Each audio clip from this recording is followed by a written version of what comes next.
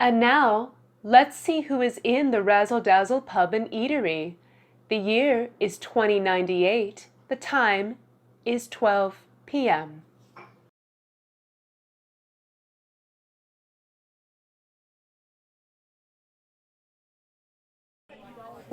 Oh, hello, Kent.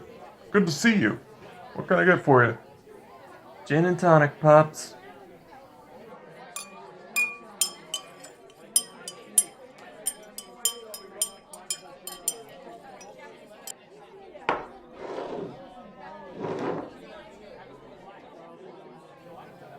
What's with the face?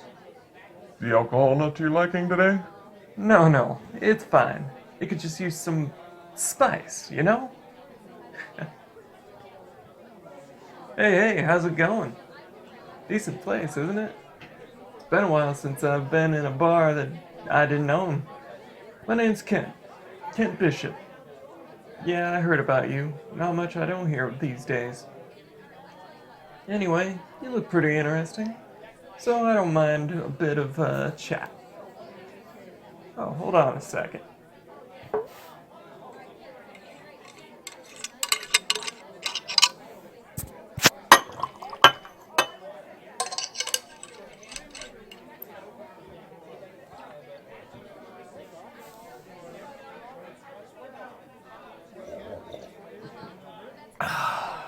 That's better.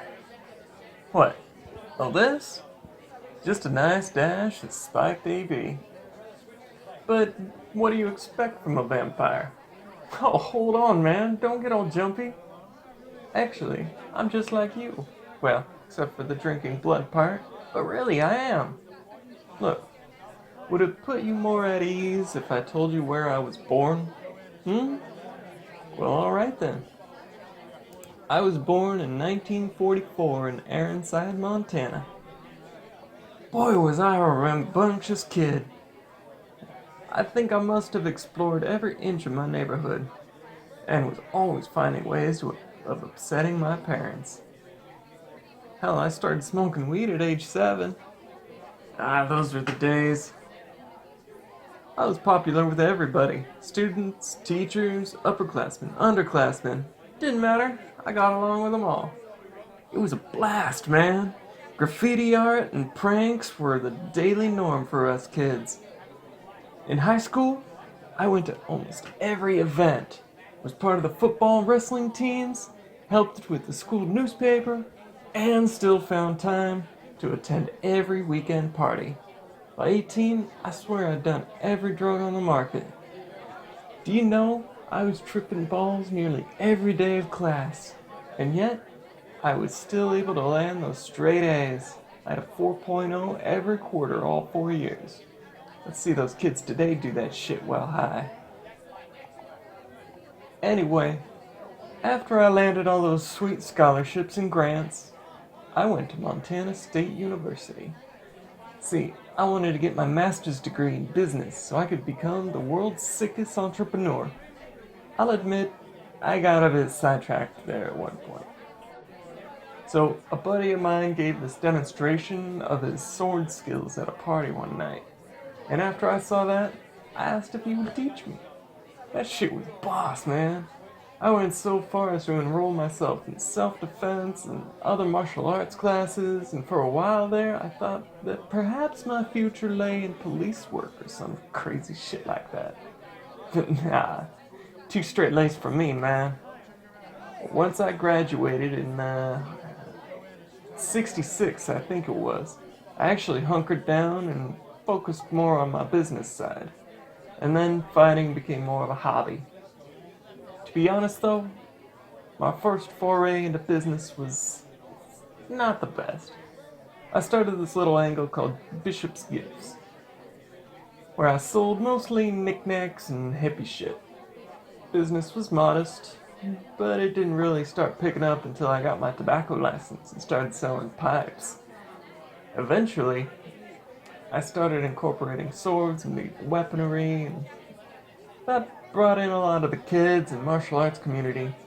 Business got steadier, and I decided to change the name to Bishop's Knives and Gifts. Catchy little name, ain't it? It's still around here and there, Bit of a chain store now. What? I'm sorry, man. The beats are really loud today. Oh, well, you want to know about how I got turned into a vampire, huh? Well, I guess I would have to say it was the drugs. Oh, don't look at me like that. I'm serious. Drugs. Man, were they ever a big part of my life back in those days. I spent most of my free time doing them. In 68. Well, 68, 67. No, definitely 68. I went to my first rave, and boy did I ever get addicted to that atmosphere.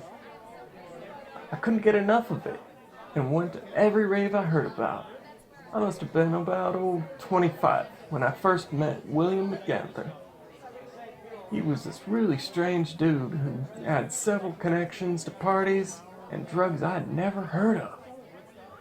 We got really close, Will and I, and started hanging out regularly for 2 years straight.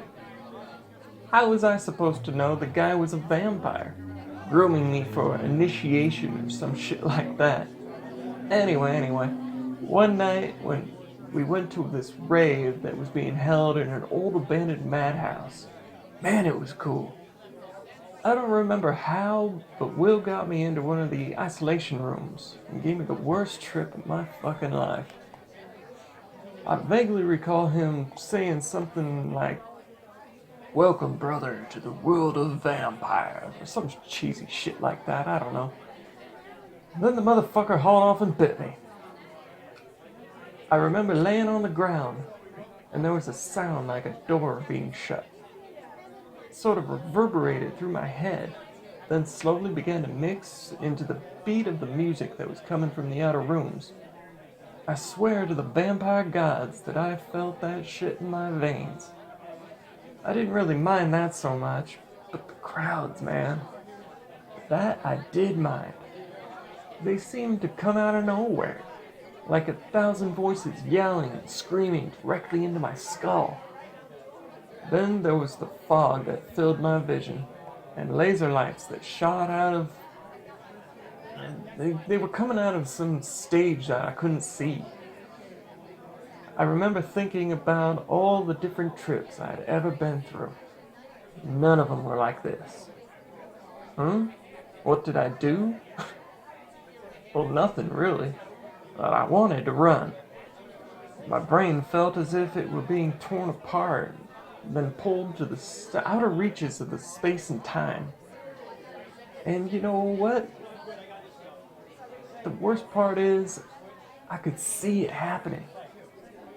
The room no longer existed, and everything I knew seemed worthless. There was no silence, no reckoning of the past, no ambitions for the future, no existence for me at all. Only fear and anxiety. It was like I had no body or soul. I felt helpless and small. Then it all stopped, and silence descended. But it wasn't exactly comforting. It was like awkward and weird. The kind of silence all humans fear in life and welcome in death. At this moment, the truth of the world seemed to worm its way into my mind, and for a glimmer of a second, all was at peace. But it was only a second. Then the torment came again in a whirlwind of insanity. I have never been so scared in my life, but my daddy always told me that to conquer your fear, you have to face it. So that's what I did. And the moment I let it in, the fear seemed to dull a bit. The crowds and music seemed to coincide with one another and mingle in a peaceful sort of way. My vision eventually began to clear, and with it, my rational thoughts. I remembered my past, my hopes, my dreams. I closed my eyes and breathed in, and that's when I first became aware of the scent of blood. I opened my eyes, and there was this woman in my arms. She was bleeding from several different openings. A lot of it was on my jacket I was wearing, but I could taste a lot more in my mouth. It had this sweet saccharine flavor, like honey, you know? Oh no, I guess you wouldn't. Anyway, I don't really recall how long I stayed in that room. Maybe it was 2 days, maybe it was 2 weeks. All I know is that I did a lot of deep thinking while I was in there. Kind of tried to get a grasp of my new existence and what I was experiencing. The crowds, the music, my keen senses. I still wasn't entirely sure what had happened to me. I suppose the strange funk made me oblivious to the world around me. See, my new family kept me locked in that loony room, and every night a new girl would be placed in there for me to feed off of. When they finally saw fit to release me, the world seemed to be, I don't know, enhanced. The vehicles were way too loud and echoed strangely in my head. A million different smells tickled my senses, and that was enough to launch me into an acid flashback. Can you imagine? A motherfucking acid flashback on top of everything else. I tell you, that was one of the worst 6 months of my own life. What? Oh yeah, I was eventually able to piece together that I had actually been turned into a vampire. It's not so bad, you know? At least I don't get those trips like I used to. Now they only come around every other month or year, depending on my stress level. The crowds, though, those never settle. Oh man. Well, it's been nice chatting with you, but I have some matters to attend to at my club. You should swing by the Hell's Heaven sometime. We're always playing sweet beats and make drinks for all walks of life. Till then, party hard, man.